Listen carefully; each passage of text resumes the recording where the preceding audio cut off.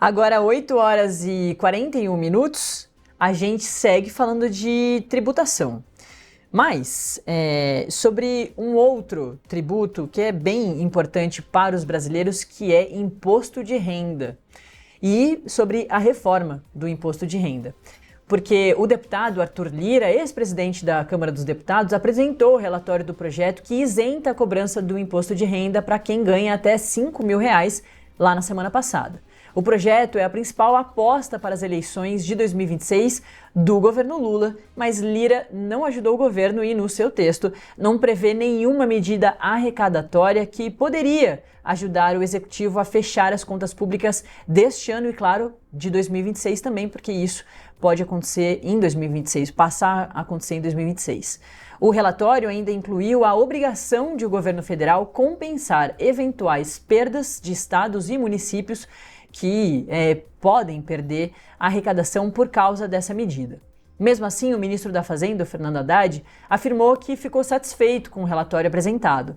Segundo ele, o texto cumpre os objetivos da reforma da renda e a escolha de não incluir as medidas arrecadatórias no projeto de isenção do imposto de renda aconteceu em acordo com o governo, que preferiu evitar dessa vez que propostas polêmicas como aumento de impostos contaminassem a discussão no Congresso, bem traumatizado com o que aconteceu em relação ao IOF. No relatório do deputado, existe ainda a ampliação da redução do pagamento do imposto para quem ganha até R$ 7.000, 7,3 mil reais. No projeto original, o benefício era para quem ganha exatamente até R$ 7.000 reais. O parecer de Arthur Lira deve ser votado na comissão especial daqui a pouco, às 9 horas da manhã, lá na Câmara dos Deputados. E é por isso mesmo que eu estou na ponta da linha com a Gabriela Rosa, para entender esse caso. Ela é consultora especialista em jurídico e em direito jurídico e em tributário também, e pode tirar algumas dúvidas sobre o tema. Gabriela, muito bom dia, ótimo te ter aqui comigo hoje.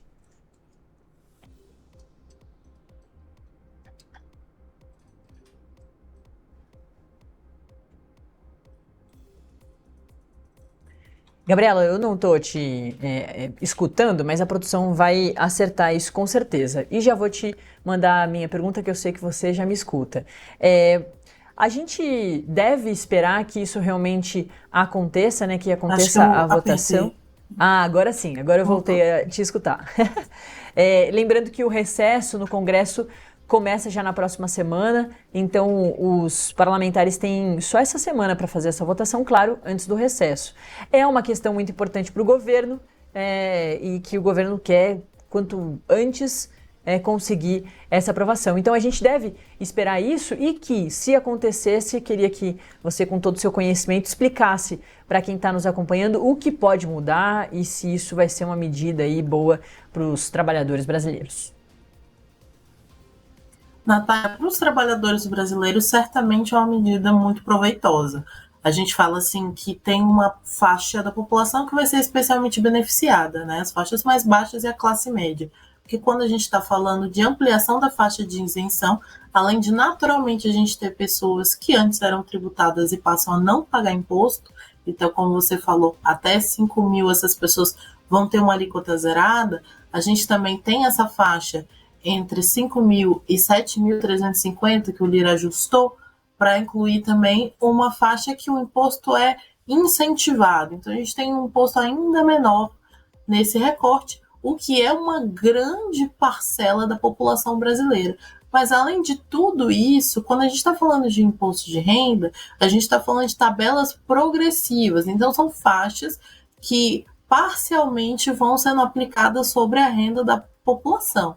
Então, quando eu reduzo, quando eu aumento a faixa de isenção, eu estou aplicando aquelas alíquotas menores para faixas superiores de renda. O que significa que, por exemplo, uma pessoa que tem uma renda média de 10 mil reais, ela vai estar numa faixa inferior à que ela está hoje, porque a faixa de isenção ela ficou maior.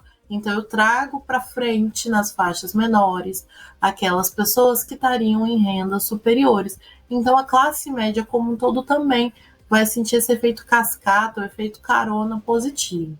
Quem vai ter uma percepção de majoração tributária, de aumento da tributação, vai ser quem está naquelas faixas muito acima da renda média da população, que é quem tem uma experiência de receber 50 mil de renda mensal, né? Isso aí é aquilo que foi considerado altas rendas, né?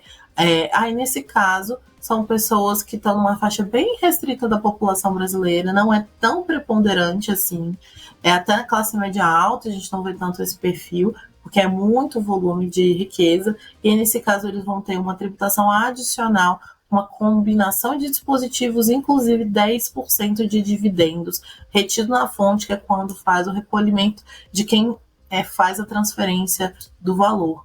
Então, isso vai ser uma percepção de equalização fiscal. Quem ganha menos vai ter uma tributação menor, quem ganha mais vai ter uma tributação maior. Já é assim hoje, mas na prática há grandes distorções na hora de aplicar. E aí a gente vai ver essas distorções sendo bem mais atenuadas nesse modelo de tributação. Isso diretamente é o impacto para as pessoas. Só que existem impactos indiretos, que é aquilo que vai acontecer a partir das consequências desse tributo, que são desde a não contribuir, como você mesma colocou, para o equilíbrio fiscal e para bater a meta, que isso afeta, ainda que indiretamente, a população. A gente vai ter a questão de como que isso vai afetar os estados e municípios, que pode gerar um desinvestimento desses entes federativos e afastar a atividade econômica, e isso também, de alguma forma, gera efeitos na população, mas eles são indiretos e de médio e longo prazo, enquanto o efeito do imposto de renda ele é percebido no curtíssimo prazo. Já no ano que ele começa a valer, ele já tem, né? Então, se eles aprovam esse ano, já começa a valer para o ano que vem. E aí, quando eu for fazer minha declaração do imposto de renda no ano subsequente, eu vou ter uma percepção completamente diferente de como é que foi a minha tributação. Gabriela, tem um ponto bem importante sobre essa questão, que é da compensação. Tudo que o governo faz de ajuste, ele precisa compensar de onde ele vai tirar esse dinheiro para conseguir fazer essa mudança. Explicando de forma bem simples, né, para o entendimento de quem está nos acompanhando, porque são muitos termos e muitas vezes fica difícil para as pessoas entenderem, né? Nossa, mas por que é tão polêmica essa discussão do legislativo com o executivo? Porque o executivo pensa ali algumas medidas e o legislativo aprova ou não o que o governo pensa, justamente para conseguir fazer essas medidas. Muitas vezes o legislativo concorda até com a medida, mas não concorda com a forma de compensação que o governo imagina, né? É o que a gente vê acontecendo bastante sobre o caso do IOF. Na verdade, no caso do IOF, o legislativo nem concorda, né, com o aumento do IOF. Mas, falando de IOF, está muito relacionada também a essa questão, porque o aumento do IOF para o governo serviria para ajudar a fechar as contas em 2025 e 2026. E aí a questão do imposto de renda também entrava nesse balaio para conseguir fazer isso. Aí o que eu te pergunto, Gabriela, para quem está nos acompanhando conseguir entender de que forma que o governo vai conseguir fazer isso, já que, como eu disse, o Lira, ali no texto, né, não tem a forma de compensação com aumento de impostos. Como que isso deve realmente acontecer? Como o governo vai arranjar essa forma e como o governo vai fechar as contas em 2025 e também lá em 2026, já que a questão do IOF deve ser decidida pelo Supremo Tribunal Federal e pode vir de tudo de lá, ou a concordância mais para o lado do governo ou a concordância mais para o lado do legislativo. Esse ponto é muito importante, Natália, porque a verdade é que a gente tem diferentes narrativas duelando, né? Quando a gente está falando do IOF, a verdade é que o governo está preocupado com o hoje, com fechar a conta de hoje. Enquanto no imposto de renda, ele está pensando um pouquinho mais à frente. Então, a ideia é, medidas tributárias, isso é uma questão que está posta na Lei de Responsabilidade Fiscal. Então, todo mundo precisa seguir. Toda vez que eu vou fazer uma redução de um tributo, conceder um benefício de impacto fiscal, eu preciso de uma compensação equivalente, senão eu não posso aprovar essa redução. Para o imposto de renda, essa compensação ela foi introjetada na figura dos dividendos, a tributação de dividendos e das altas rendas. Qual é a expectativa, inclusive do Haddad, quando ele enviou a proposta? Que aquilo que eu vá reduzir nessa massa substancial entre 5% e 7%, e inclusive o 0 até o 5%, que vai ser equilibrado pelo que eu vou passar a arrecadar nessas altas rendas. Porque não só é um recorte significativo em termos de volume de riqueza, então são poucos brasileiros, mas é muito dinheiro, a alíquota ela não é baixa, é 10%.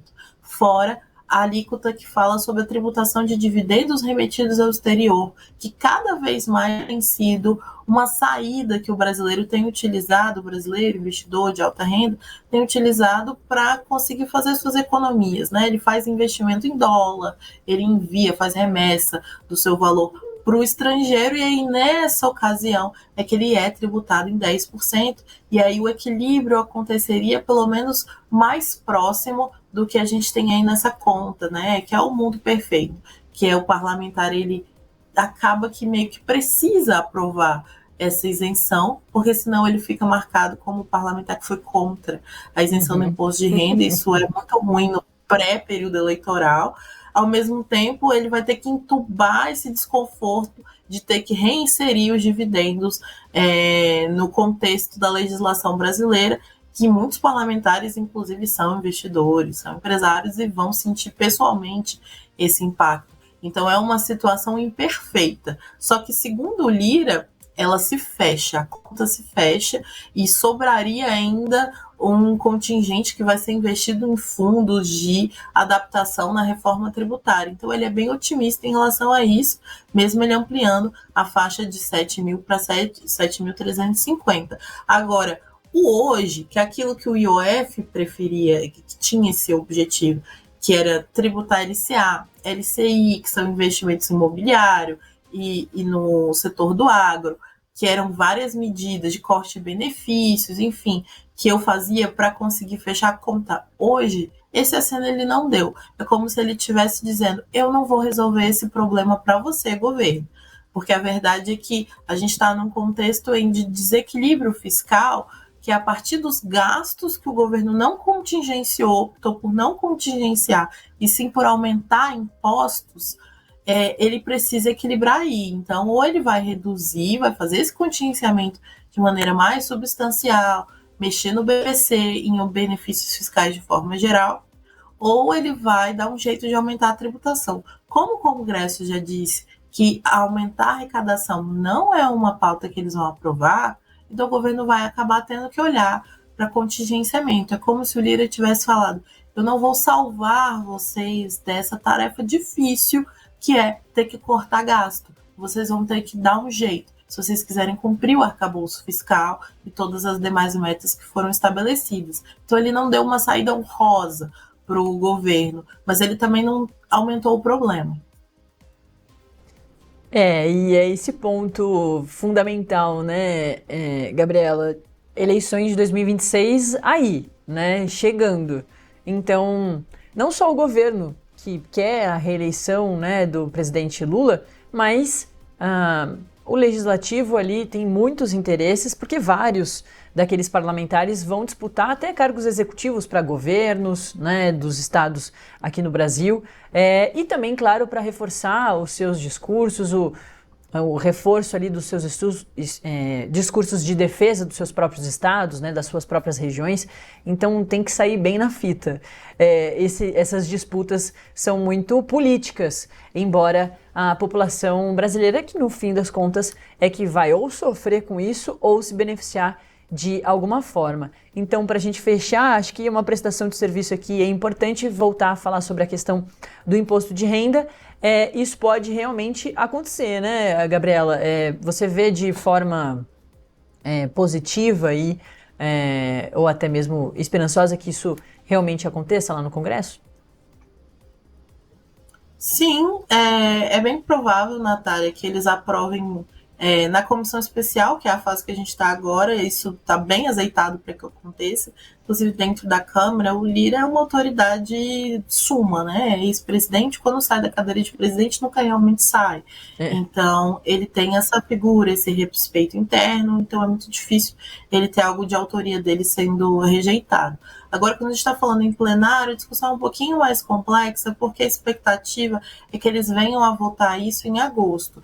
E quem trabalha na área de política fala muito que não se apresenta um parecer, um texto, para ele esfriar, para ele, ou muitas vezes, apanhar de diferentes cenários políticos. Então, a expectativa é, se você apresenta um texto, você vota ele logo em seguida, numa semana seguinte, você não deixa ele maturar, os parlamentares entrarem de recesso, para a questão ser esquecida e todo mundo perceber que, na verdade, o parecer não era tão bom assim para gregos ou troianos. Então, essa é um pouco a questão mais sensível nesse cronograma agora. É se eles vão conseguir garantir que esse parecer vai ser o que vai ser votado, ou se vai ter uma nova versão com alguns ajustes necessários para que politicamente a questão se sustente. Com a crise do IOF, ficou muito claro que, se depender da base do governo, nada muito complexo vai ser aprovado. Então, precisa que seja um interesse dos próprios parlamentares. Como tem essa situação que a gente trouxe sobre o período eleitoral, é muito provável que eles não só aprovem, como usem isso politicamente nas suas campanhas. Em vez da gente ter aqueles outdoors pela cidade, saiba os deputados que votaram contra, eles mesmos vão incentivar, saiba os deputados que votaram a favor. Então, para eles é extremamente positivo que isso aconteça. Mas o que a gente não consegue dizer hoje é se o que vai passar vai ser tão benéfico assim, pelo menos para o governo, como a gente tem hoje. Pode ser que a conta fique mais cara para sustentar que tudo seja aprovado ainda esse ano, mas a tendência é que de fato se concretize. Muito bom, conversamos com Gabriela Rosa, especialista em direito tributário aqui. Muito obrigada, viu, Gabriela? Eu que agradeço, um abraço. Abraço. A gente certamente volta a conversar porque INSS, Imposto de Renda, IOF são assuntos que a gente vai continuar falando por bastante tempo. Agora